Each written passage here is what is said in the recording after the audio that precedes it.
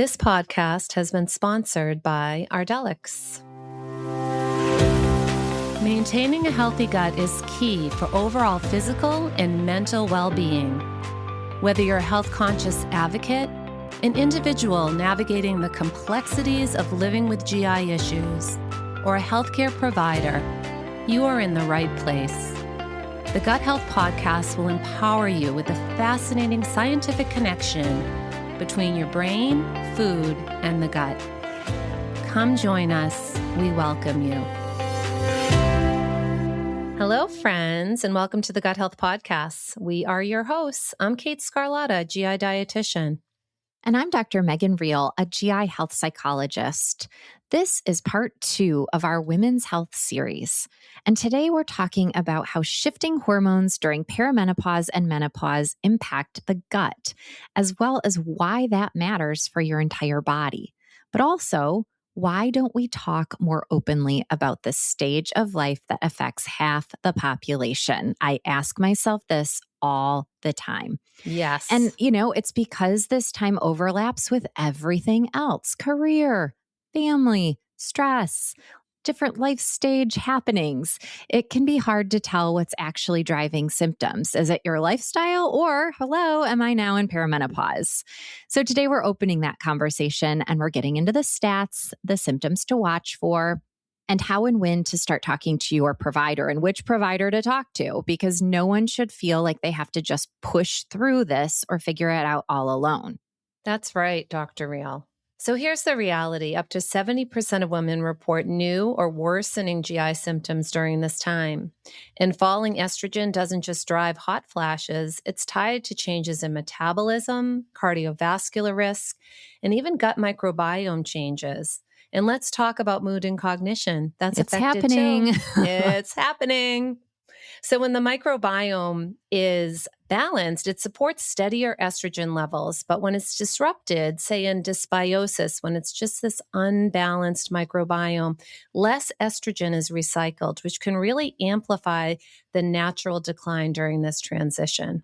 So the gut microbiome isn't just along for the ride, you're saying. It's helping to shape symptoms across digestion, bone, heart health, and mood, our mood and cognition.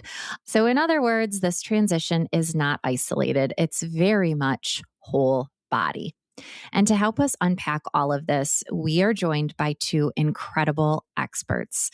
Dr. Chrisandra Shufelt is a leader in women's health, menopause, and cardiovascular research at the Mayo Clinic, and Dr. Jami Kinnucan, a gastroenterologist at the Mayo Clinic and a friend to the show, who brings deep expertise on how hormonal changes impact the gut. Together, they are going to help us connect some of the dots. Yeah, and these are confusing dots to connect. So it was really nice to have 2 experts join us for this episode. So whether you're a woman in your 30s or 40s and you're just starting to notice some subtle changes in your body, or well into menopause, this episode will give you a clear, science-backed understanding of what's happening in your body and what you can do about it. So thank you so much, Dr. Shufelt and Dr. Kinnucan, for joining us today. I'm going to get right into the questions. So this one is for you, Dr. Shufelt. How do changes in hormones, estrogen and progesterone, during perimenopause affect metabolic health and body composition? That's a great question. I think, first of all, it's important to define kind of perimenopause versus menopause. So really, menopause is the natural normal stage that, guess what, half of your adult woman's life will be spent in. So it's not like a period in time anymore. We call it a life stage. And it's defined really as the last menstrual cycle, as well as you can also obviously go through surgical menopause if you have both ovaries removed. And then perimenopause is really the stages leading up to that final menstrual cycle. And I always call this the roller coaster of hormones, because when you have a menstrual cycle during your reproductive years, presumably they come every month, as they should. That's a normal signal. And you get this nice upswing in estrogen, and that back half you get an upswing in the progesterone. But during perimenopause, it can become somewhat erratic. There's early and late stages of perimenopause. Late stage is you're getting closer to the final cycle, but it's obviously lengthening out.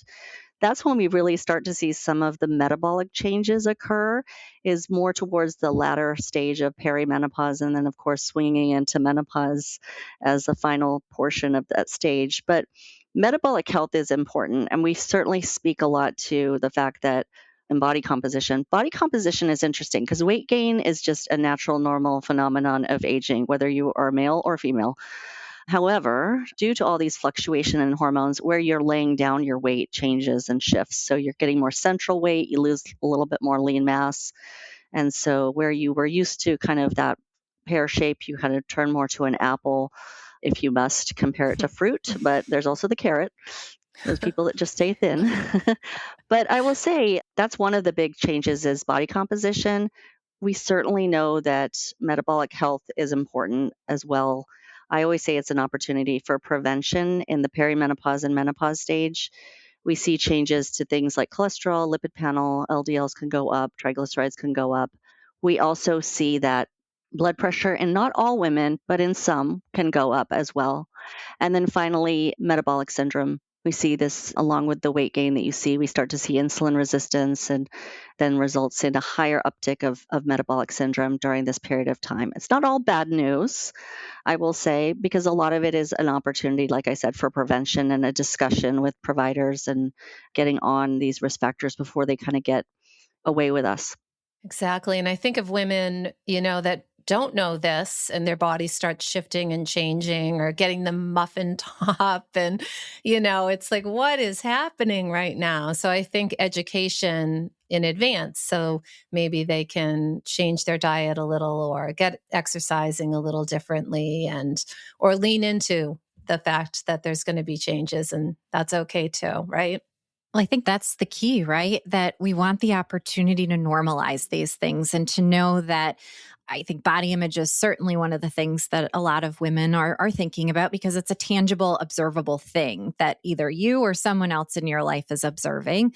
But the why these changes are so important. And then the what can we do? Who do we turn to? How do we have these conversations? And when?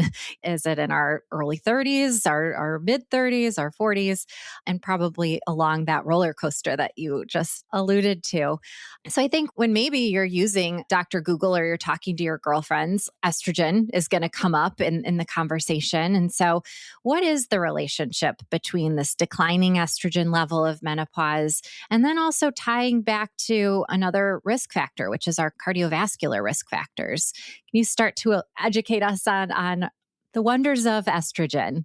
Well, I think it's important to really define that this is a natural, normal stage of, like you just said, of a woman's life. But declining our own levels of endogenous estrogen is much different than replacing it. And we do not use hormones to treat some of these changes with the cardiometabolic or cardiovascular risks specifically. But what we can certainly say is that even in the perimenopausal phase, we start to see women have hot flashes and night sweats. We just published a big study using the Flow app where we did a worldwide global survey of perimenopause, and we actually identified top key complaints were, of all things, exhaustion. That was the top complaint. And I think if you can talk to any woman in the midlife and they're going through perimenopause, that's pretty common. It might not be hot flashes and night sweats. So all of these fluctuations can disrupt our sleep. It can then disrupt our lifestyle, disrupt our cognitive. We've also shown that there's a lot of menopause in the workplace as an important, topic as well as treatment. So the declining estrogen levels, yes, play a role, or what I call, quote, ovarian aging plays a role in some of these cardiovascular risk factors, but we certainly are not using estrogen to treat them, or certainly using estrogen to treat symptoms of hot flashes and night sweats, as well as some of the other complaints that we hear. But the decline in our own levels of estrogen is really what sets some of these changes up. But replacing that estrogen isn't going to reverse all those changes, meaning we see 90% of women in perimenopause and menopause that have at least one risk factor for heart health. Well, obviously, we don't want to treat the hot flashes, but we don't treat it with the estrogen. But that tells you something right there. A lot of it is also based on aging. It's interesting. And I think the exhaustion piece, it's probably like multifactorial, right? So if you're having hot flashes, you're waking up at night sweats, I mean, that's going to contribute to the exhaustion too. So it's just this whole process. Your body is just changing and so many things are interacting at the same time. And again, more information, more understanding, like it makes sense you're exhausted. You have all these, other things going on in your body at one time. Heavy cognitive load. Heavy cognitive load. And then we're also the sandwich generation where, right, we're taking care of our elders, we're taking care of our youngers, and then we're taking care of our communities and our careers and our society. And that also plays a big role, as you well know. Oh, yeah. As I'm watching my granddaughter today and have a 90-year-old father-in-law, yes. Well, and I was driving in my car with my 3 kids in the back, and I was talking to a girlfriend who happened to be a physician. And, she's trying to ask me questions, and I lost track of where she was at. And I said, gosh, I think this is perimenopause. I better start talking to my doctor. And she said, Megan, your name, Mom, has been yelled no short of 15 times in the last 3 minutes. I don't know if it's perimenopause, but there's lots of different factors that could be contributing to why you don't remember the question that I asked you.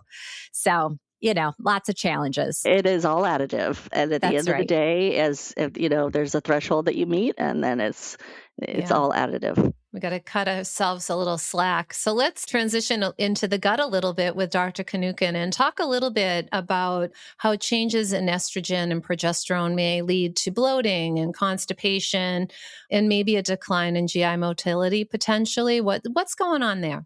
Absolutely. Estrogen and progesterone both influence gastrointestinal motility and thus could potentially also have impacts on visceral sensitivity and what we perceive in terms of symptoms that are happening. Progesterone slows smooth muscle contraction.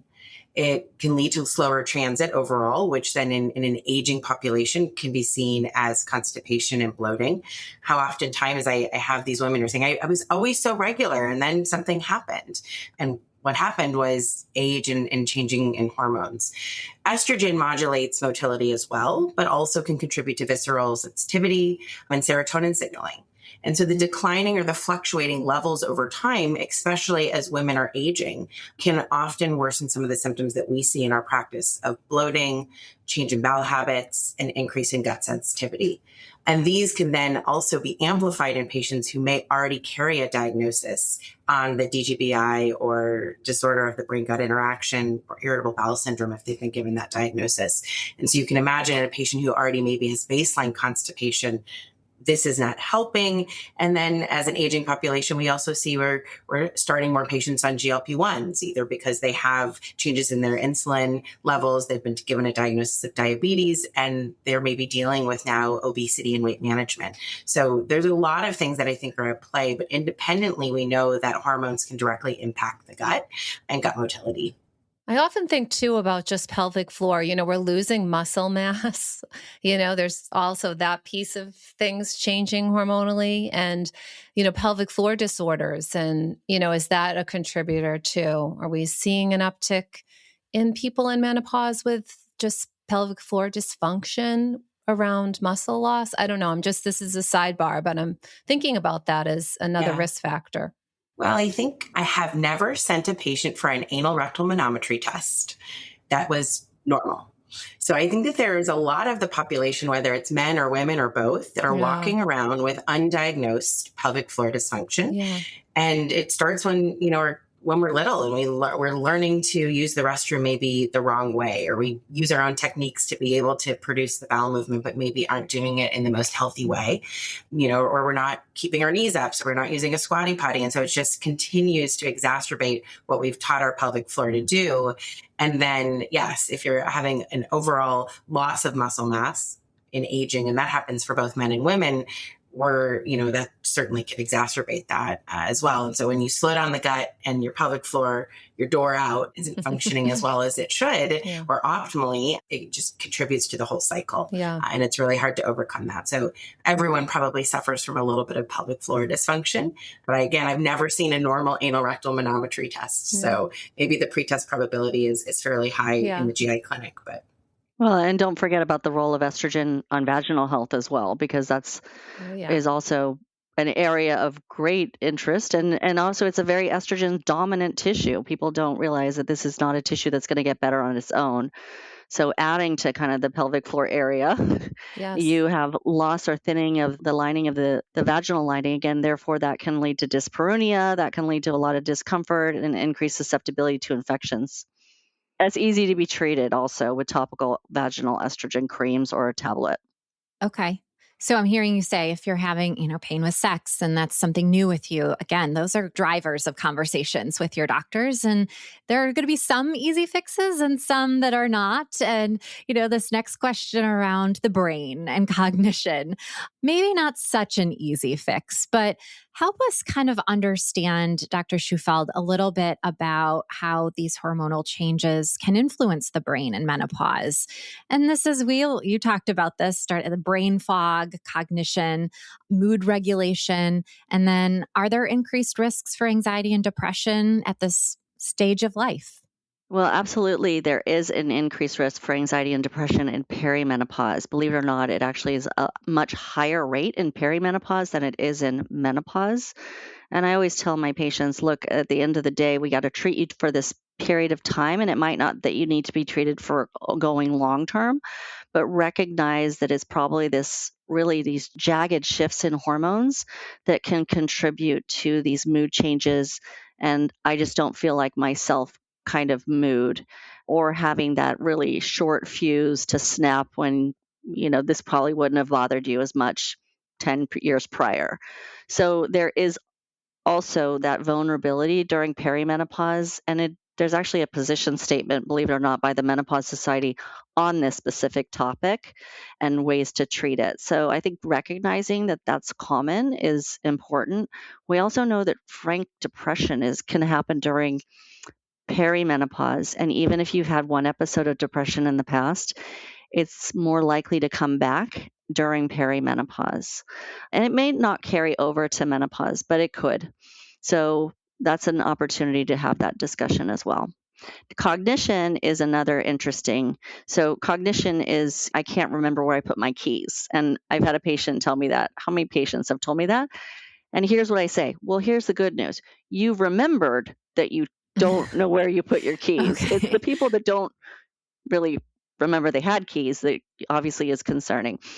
Cognitive complaints at perimenopause and menopause are not associated with any long-term impact. Oh, So I'm good. going to say that again. It Yes, is please not do. associated with dementia. It is not associated with cognitive decline at a later stage in life. It is a common occurrence and likely due to just our brain adjusting to these lower estrogen within our brain itself. Also, coupled with that, the loss of sleep leads to what I call the chronic jet lag phase. So, Mhm. if you've ever had a flight across the Grand Seas and woken up in another country and it's 8 hours later and your body's still back 8 hours before, you feel brain fog. So, if you're not sleeping through the night, you're just going to feel that effect and it compounds itself night over night over night if you're not getting adequate sleep. And now we have so many trackers and abilities to look at how our quality of sleep is. And I think the best utilization of these trackers is to actually identify key triggers that give you a poor night's sleep, or recognize that, hey, if I have a glass of wine, I might have a poor night's sleep, or other things that can trigger it. I think those are habits that we start to develop, and it's a great opportunity as well. That's fantastic advice. And should we expect that our reproductive health physicians may be prescribing an anti anxiety or an antidepressant? Or is that something you would typically refer out for? I'm comfortable prescribing an anti anxiety or an antidepressant. And the way that I explain it is if I could do a blood measure and show that your serotonin was a little bit lower and you need to hold on to it, then you might be more comfortable taking it. But the other good thing is that a lot of the SSRIs and SNRIs can treat hot flashes without even using estrogen. So Hmm. there's a lot of crossover into the area of the brain that controls hot and cold perception, and then therefore that also crosses over into serotonin. So it's something that I'm comfortable with doing as well. And that's something we can revisit too. I've had a lot of patients where they were prescribed something, I think probably in the perimenopause stages. And then, even 20 years later, they're still taking that SSRI and kind of going, do I still need to be on this?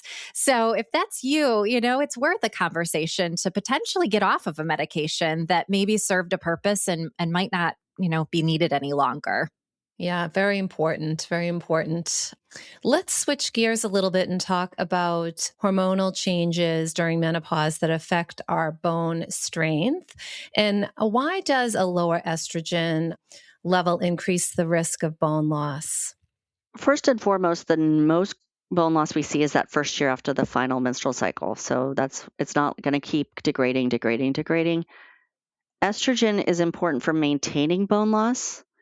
It's not a treatment for osteoporosis. It's going to maintain any further bone loss. And actually, the transdermal applications of estrogen have shown more benefit on bone than, let's say, an oral tablet of estrogen. So going through the skin for multiple reasons, including how it is metabolized in the liver, is actually one of the benefits for bone health.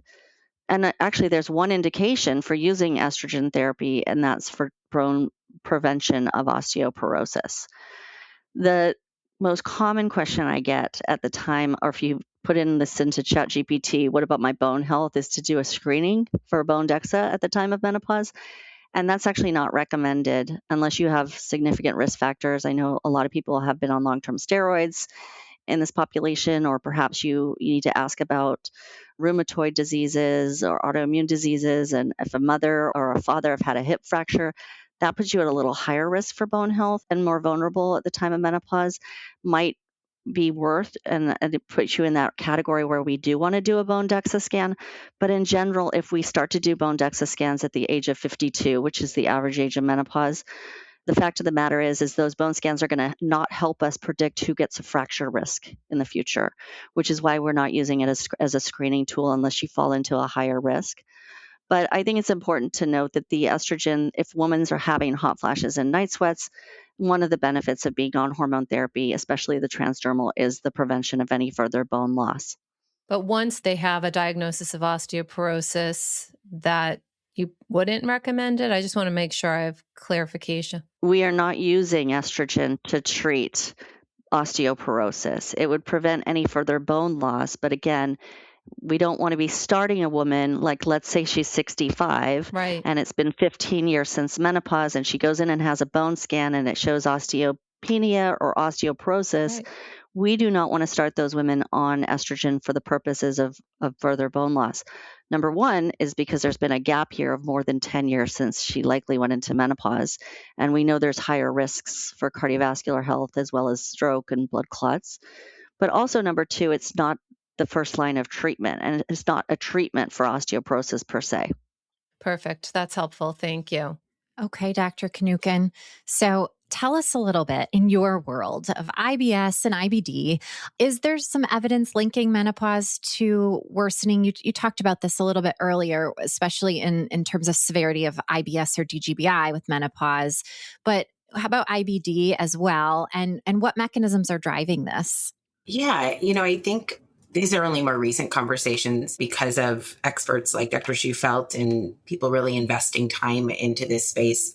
We didn't really talk much about the impact that estrogen and progesterone have on the gut microbiome. We talked more about, the impacts on motility, but certainly we know that the gut itself is very sensitive to changes in estrogen and progesterone from a gut microbiome standpoint. And we know that the diversity and the health of the gut microbiome are ultimately a lot of the mechanism around what we're thinking about why patients may have worsening IBS symptoms and why there might be an increased risk for inflammation around inflammatory bowel disease because of a change of a more pro-inflammatory microbiome diversity as opposed to a really diverse, balanced microbiome. We're getting potentially dysbiosis. So there's stronger evidence out there for irritable bowel syndrome because we do see the worsening of symptoms around abdominal pain, bloating. Obviously, we talked about constipation and motility. So I guess if you're on the IBS diarrhea side, maybe that's a good thing if your gut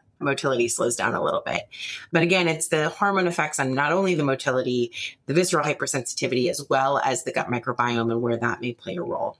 There's a little bit less out there for inflammatory bowel disease. And Dr. Shufelt and I recently wrote a review really addressing the impacts of hormone changes, perimenopause, menopause on inflammatory bowel disease and trying to sum up what is out there. Menopause has not necessarily been consistently associated with an increased risk for relapse of inflammatory bowel disease. But we do know that patients may experience their symptoms differently. And maybe that's because of the motility shifts, the microbiome shifts, and many of our IBD patients do have that overlap with irritable bowel syndrome. Estrogen can have immunomodulatory effects, and the declining levels, though you would assume, may be associated with an increased risk for disease activity. Maybe this is the theory around, because there was a study that was published that looked at postmenopausal women with IBD who were started on hormone therapy and found that when they compared them to the same women that were menopausal with IBD that were not on hormone therapy, that they were less likely to have a clinical relapse of symptoms. And so is that because of inflammation, or is that because hormones are helping regulate some of the things that we had just talked about? So I think really those mechanisms around motility, the visceral hypersensitivity, and then the microbiome shifts that then potentially have an impact on immune modulation, but no convincing evidence that menopause is triggering patients who are otherwise doing well to come out of an inflammatory remission. But they may be experiencing some of what would be expected from a change in the estrogen and progesterone levels. Well, I'm so glad you guys put this research together and have been diving into this area of focus, because there's just not enough. There's not enough conversation. And because of the way the brain and the gut are connected and our hormonal shifts and the microbiome having an effect on pretty much all aspects of our body, it's very hard, at least as a GI psychologist, I may be biased, but it's very hard for me to untangle the two. And so I hope that you'll continue to do this searching, and we'll link your paper in our show notes for our listeners.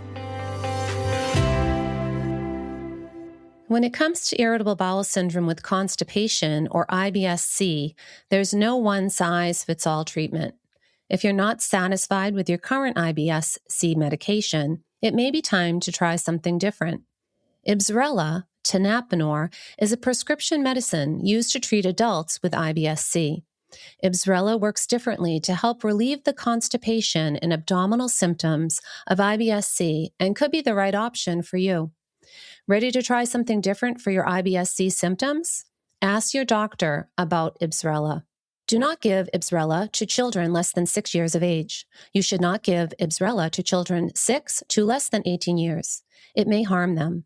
The most common side effect is diarrhea, sometimes severe, and your child could get severe dehydration. Stop taking Ibsrela and call your doctor if you develop severe diarrhea. Do not take Ibsrela if you have a bowel blockage. Tell your doctor if you are pregnant or breastfeeding and about the medications you take. Other common side effects include swelling or a feeling of fullness or pressure in your abdomen, gas, or dizziness. Learn more at ibsrela.com/PI or call 1-844-IBSRELA and press option 4. So I have a question for you, Dr. Shufelt. At what point should a patient undergoing or in the midst of perimenopause or in menopause, when should they seek guidance or help for symptom control? Is it any time, I guess? But are there certain things that would sort of red flag you? They may need some hormonal therapy or adjunctive care. So perimenopause is a little bit trickier because there's a lot of symptoms that can occur, and no two women experience perimenopause the same. Some women have hot flashes and night sweats as their primary complaint. Some women have mood, as we talked about some of the challenges with anxiety and depression. And some women just quite frankly have sleep disruption, which we can account to a lot of different things, but it might be just the hormonal changes. The one thing I'll say is that if the symptoms, but not everything is perimenopause, just as Megan mentioned, with kind of some of the cognition, if you got a busy life and everything going on at once. But it's important that if you are experiencing symptoms, just to talk to your provider about it and talk to your doctor. And if you want a provider that is specifically specialized in menopause, the Menopause Society, which is menopause.org, has a list of specialized providers that actually have to take a continuation of medical education, specifically in menopause, and get accredited every 2 years. So because this is a field, as we all have heard, this completely changing almost every 2 years. We're getting more and more information, which is a good thing, but you need a provider that's also up to date. And so you can literally put in your zip code and it'll come up with a list of providers in your area that is accredited. Of course, it's just a certification. It doesn't necessarily mean accreditation for their medical knowledge, but again, it's something that's there. The challenge with perimenopause, and I'll say this, we don't want to check hormones in perimenopause because it's just like opening the stock market today. Is it up or is it down? I don't know, and nor will it help me treat you. So getting a hormone panel or trying to go into your provider and say, I need my hormones checked, if you haven't gone through menopause, it's going to be variable through every day of that month, and it's not going to help me treat you. Times that I do check hormones, number one, is if they're much younger, because the average age I mentioned for the range from perimenopause and menopause, think of 45 to 55. 52 is the average age of menopause. But if they're much younger, like under 40 or even under 35, and they're getting these symptoms, that might be a reason, or they've stopped having their periods for 3 months, that might be a reason to get hormones. But during perimenopause, it's not as helpful. But, I think taking an internal gut check and not just saying and that's a funny thing, a gut check. But saying, is this really bothering me to the point where my quality of life is disrupted? I'm not able to make it throughout the day, or it's constantly on my mind that why am I anxious? That's the time to go in and talk to a provider. And it might not necessarily be that hormones are the answer in perimenopause. It might be another treatment, because truly sometimes giving hormones in perimenopause can make bleeding patterns worse. A lot of things need to be taken into consideration. And then after menopause, after you've gone 12 months without a period, if you're getting severe symptoms like hot flashes and night sweats, that's also the time to go in, because with the majority of women, hormone therapy is safe. There are women who have contraindications to not being able to take hormones, meaning like they've had a blood clot themselves, or a heart attack, or an estrogen sensitive cancer, not necessarily just breast cancer, but other estrogen sensitive cancers. The important thing to note, though, is that we have good non-hormonal treatments that can treat symptoms of hot flashes and night sweats. So women don't need to, I don't want to say suffer, but they don't need to go and deal with hot flashes throughout their day and the exhaustion that might come along with it, with having night sweats at night. There are good options available. I'm just so glad you said that about the hormone panel, because I feel like everyone's out there balancing hormones is on TikTok, and whether it's, get them checked, and people are doing all these crazy hormone tests, and probably not a really good idea, at least in perimenopause. Dr. Kinnucan, did you raise your hand? I sure did. I have a question for our resident expert. So I hear a lot in our clinic, patients who are trying to be healthier in terms of diet, and they're trying to eat more protein. They don't want to lose muscle, or maybe they are taking a GLP-1, and patients getting concerned, especially patients around the risk of exposure to the estrogens from different plant-based proteins, so soy-based proteins. Is there any truth to that, Dr. Shufelt? I'm putting you on the spot. Well, we actually looked at soy as a treatment for hot flashes in the non-hormonal position statement by the Menopause Society, which I was the lead author on. We looked at a lot of different options, not just soy, but we looked at a lot of dietary changes. Is there anything that can really impact hot flashes and night sweats? And soy, at the end of the day, is a weak form of estrogen. And a majority of people, and this goes back to the gut, when you metabolize soy, you're not metabolizing it into S-equal, which is what is the active metabolite that can treat hot flashes. Not having soy through your diet throughout your whole life, the people that do probably are the ones that have less hot flashes because their body adjusts to it, as opposed to just at the time of menopause, all of a sudden onboarding with this huge amount of soy. That's probably not going to be helpful for you at the end of the day. So I should have started it like 10 years ago. There you go. Your soy latte. If you like soy, have your soy latte. I do like soy latte. 10 grams of protein. I don't think it's important for protein, but if you don't like the taste of soy, I wouldn't be adding it on to treat any other symptoms. And then the final thing to say is that, interestingly enough, there are differences in ethnicities for hot flashes. and in Asian cultures have lower hot flashes compared to westernized Caucasians and Black women. So there is a difference, and probably it is a cultural norm that has something to do with diet, but it hasn't been extensively studied enough for us to be recommending one shift to another, especially for soy. So interesting. Okay, so start our daughters on soy and now and help them out later. Any other foods that you've studied that are coming up that we could buffer our diets with, or supplements? That's something that people are always Googling and wondering about. The supplement industry, again, nothing had really panned out above and beyond what we see comparative to placebo. Estrogen studies in general have very high placebo rates. So if you get the placebo, there's generally a 30 to 40% improvement in symptoms. And that's about what has been seen in placebo in supplements, is about a 30 to 40%. And a lot of supplements, again, at the end of the day, if it's helping someone and it's safe in terms of what their other medications, but you just have to be cautious about some of the regulation. And some of the studies that are presented, what was the motivation behind it, who sponsored it, and how is the data being presented for an N of 14. So, really nothing has come out of the supplement industry to say, yes, this is absolutely something that's going to help. So that's why the non-hormonal position statement didn't support the use of supplements. And I don't think we're there for diet. There hasn't been anything that's been overwhelmingly positive for diet. What did work, believe it or not, for hot flashes? Weight loss. So weight loss actually helps decrease hot flashes. So that's a great lifestyle modification. And in fact, at Mayo Clinic, Florida, we're studying right now the use of GLPs versus placebo to reduce weight to see if that improves hot flashes. So I think the bottom line is stay tuned, because there's a lot more to be said about lifestyle, especially at the time of perimenopause and menopause, that can probably improve overall quality of life, because at the end of the day, this impacts global women. And not all women have access to hormone therapy in other countries. So what we do for lifestyle is also important in midlife for prevention, as well as what we do for hot flashes and night sweats. So optimizing sleep to the best of our ability, managing stress, social connection. I think there's something to be said about speaking with other women about this topic too.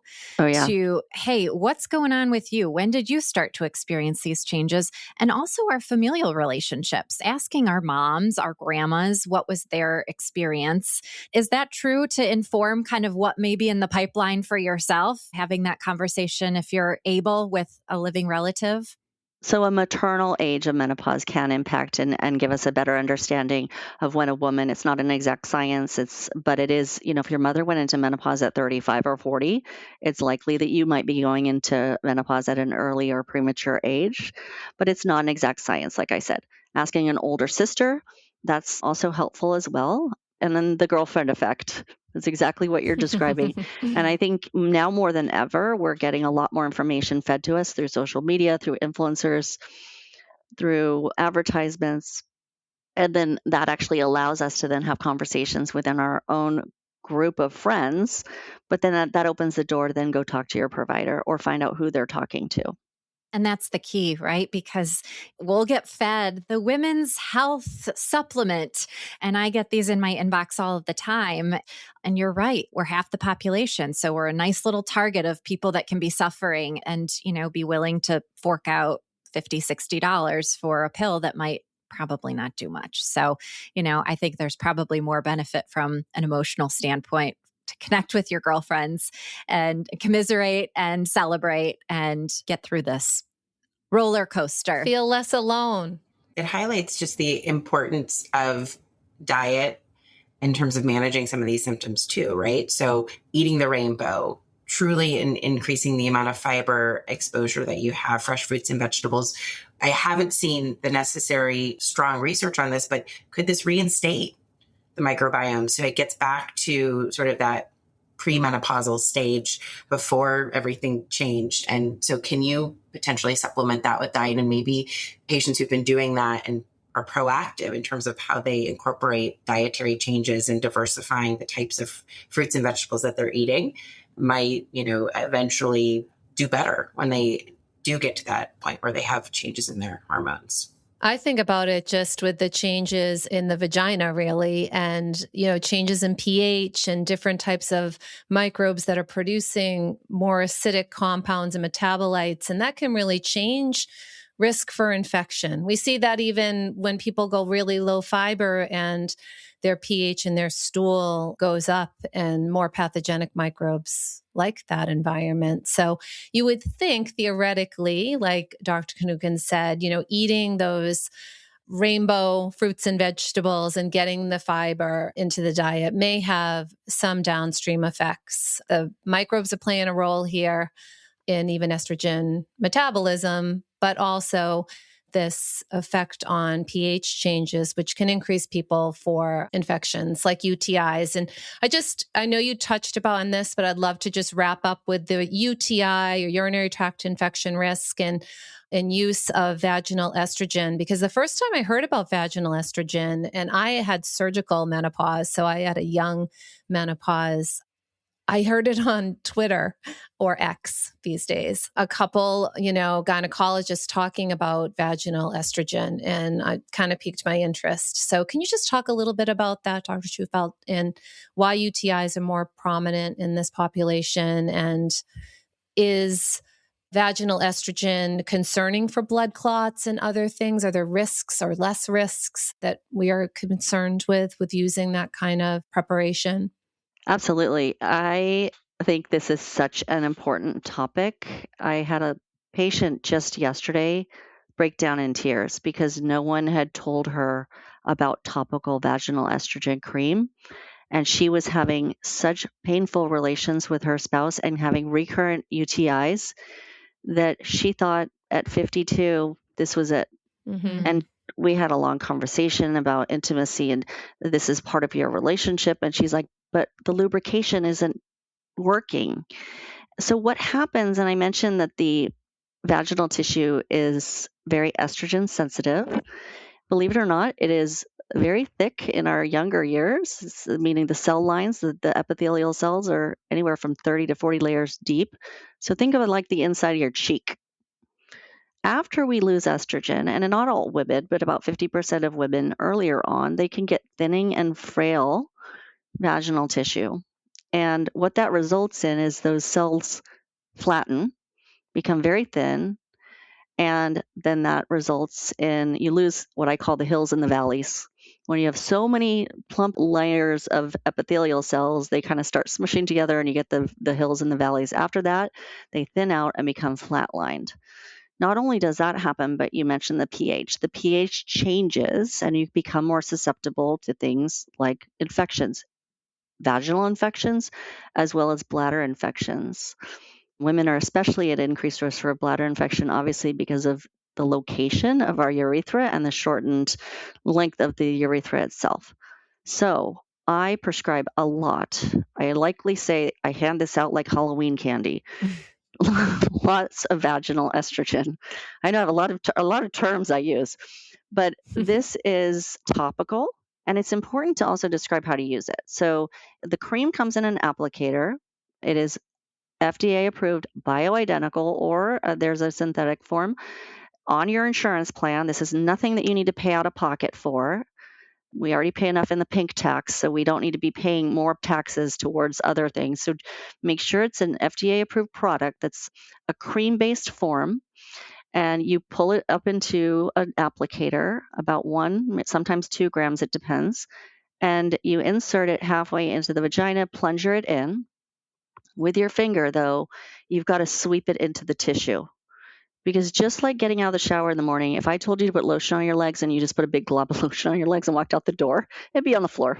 Mm-hmm. And so for the majority of women, they say, well, it's messy. I don't want to use it. It's because you need to rub it into the tissue in order for it to do its job. And so that then allows those cell layers to thicken back up. The other thing is that this is topical. Minor amounts go systemic and meet your bloodstream, but it even doesn't require a progesterone if you have a uterus. if you have to take a patch or a pill of hormone therapy, estrogen, and have a uterus, we always have to have a progestational agent on board. But if you just use topical vaginal estrogen, it doesn't stimulate the lining of the uterus that we're concerned. So that tells you how minimal it's absorbed. In fact, the FDA has removed the black box warning now off of all forms of estrogen and hormone therapy. But in particular, I think it's important because the vaginal estrogen, a lot of women I was prescribing it to, I would have to describe the black box warning and say it's going to come with these risks of dementia and heart disease. It's not. This doesn't apply to that. It's topical. Yep. So important area of women's health, important area of midlife sexual health, and important area of UTI health. So if you are having these symptoms, talk to your doctor about it. Even if you're perimenopause, outside of that week that you might have a menstrual or some bleeding, you can still use this. The important also consideration is it's just to use it twice a week. But when you initiate it, we do a 2-week loading dose. So you got to kind of fill up your tissue first. And then after you fill up the tank, it's just twice a week from there on out. There's also a vaginal tablet. I call it the Tic Tac. It's a vaginal estrogen Tic Tac looking tablet. It dissolves, also generic and also FDA approved, but it doesn't cover as much territory if you're having those initial really dry symptoms to kind of get the tissue more robust. And then finally, with the cream, I also have women put a little bit on their finger, like an M&M size, and use it on the outer labia. The only area you want to kind of avoid is the urethra because it'll get a little irritated. But those are my go-to when I talk about women's sexual health. That's kind of my first line. And then also during relations, lubricants. So Amazing tips and tricks. This is so helpful. Hills and valleys. I'll never think of vaginas the same. I know. And I'm like touching my cheek and thinking about that. And yeah, that's a good comparator. I love it. Yeah. Well, I just think of women suffering with UTIs chronically. I mean, I've had a couple and they're miserable. And so, having that and having a relationship with your husband or partner and constantly getting a UTI, that's no way to live. So I'm glad we have some solutions, but I just think a lot of people don't know about them. So that was really helpful. We greatly appreciate this conversation today. And we're going to wrap up with one of our favorite things to do, which is a speed round, just to get to know you both a little bit better. So we're going to ask you the same questions and you just give us a quick answer, but we'll listen to Dr. Shufelt first. What is one wellness trend that you think is underrated? sleep. Okay. I think sleep is probably the basics, getting back to the basics. And sleep is a wellness trend that we need to have a better sleep habits, especially in midlife, and moving your body through space. And sleep is probably is something that I think is underrated. What is your guilty pleasure TV show or podcast? Oh, I love a mystery podcast or a TV that's a documentary on a mystery that is unsolved or has twists and turns and surprises and shocks at the end. That's my guilty pleasure. I love that. And what's one thing you do just for joy? It doesn't have to be health or productivity, just for joy. Probably getting coffee, I love especially in the morning. I'm with you. And what's something that is always in your fridge? Oh, something that's always in my fridge, which my kids know, is berries. I have any kind of berries in my fridge right now. I've got raspberries, blueberries, and blackberries, but that's always in my fridge. It's my go-to. It's a good one. And if you weren't in medicine, what would you be doing? This is actually very funny because I really enjoy throwing kids' parties. And when my kids were really little, I always said if I wasn't a doctor, I'd be a party planner. Well, this is so exciting to know. So now, eventually you might end up heading in that direction. I love that. It's a great skill to have. All right, Dr. Kinnucan, let's get started with you. So what's one wellness trend you think is underrated? Well, I figured out why Dr. Shufelt and I we're friends, because you basically took all my answers. But I would say around wellness trend that's underrated, I think the focus that people have on wanting to move their bodies, but feeling like, I couldn't get to the gym for that 30 minutes or 60 minutes. And so they just kind of scrap the day. It's kind of like you didn't eat the healthy breakfast, so you're just the rest of the day is a wash. I really think those exercise snacks, the ability to move your body, even in short periods of time, has shown to have so many health benefits. So exercise snacks are underrated. Getting out there, even if it's, we have treadmills down here at Mayo Clinic, even if it's just moving on a treadmill during a meeting for 30 minutes, that for me feels like it's a good investment in my wellness. I can attest that I have seen Dr. Kinnucan on meetings on the walking treadmill desk many times. True. I have also seen her Peloton for a meeting. She's, a living example. I like that. I do have a Peloton desk. Yeah, That's right. Exercise snacks. It doesn't have to be a marathon. I like that. What's your guilty pleasure TV show or podcast? Oh, gosh. Well, recently we just watched, I'm going to put in a plug. So 2 things I just watched. I like a docuseries type thing. So I just watched Love Story about JFK Jr. and Caroline. And that I really enjoyed watching that. I know it was dramatized, but I really enjoyed watching it. Obviously, the ending is very sad. And then following that on Netflix or on Hulu, they also have hidden footage from their wedding. So if you see the love story and you kind of get the, the whole history and then you watch the hidden footage, it was really cool. So I really liked that, but it's such a good show. Okay. So what's one thing you do just for joy, not for health, not for productivity? It happens to help with my health and my productivity. I really love moving my body every morning at 5:45 with Bar. I love the community that's there. I love the strength training that's a part of it. I love the flexibility. So I think it checks a lot of those boxes. I find joy in waking up at 5 o'clock in the morning. What's something that is always in your fridge, Dr. Kinnucan?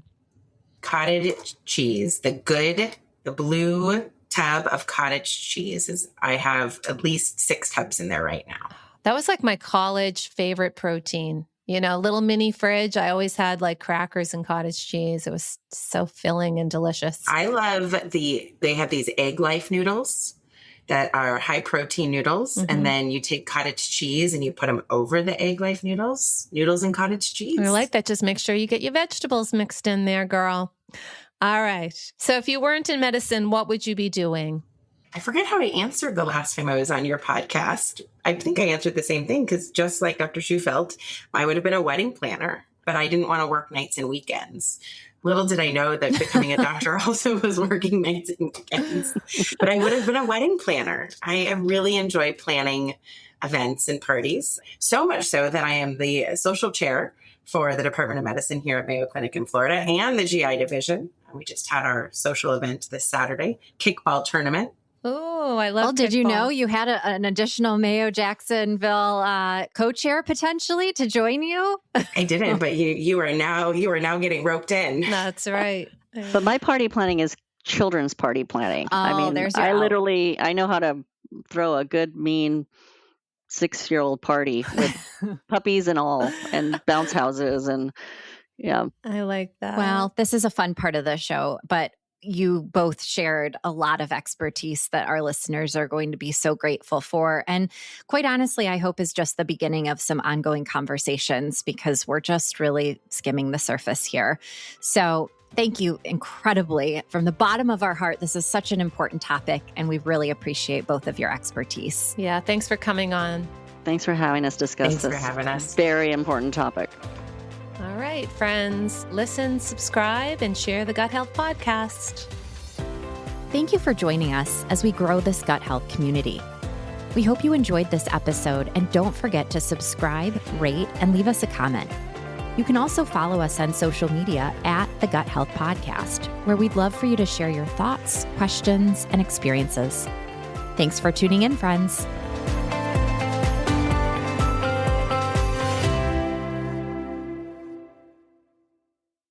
Thank you for joining us as we grow this gut health community.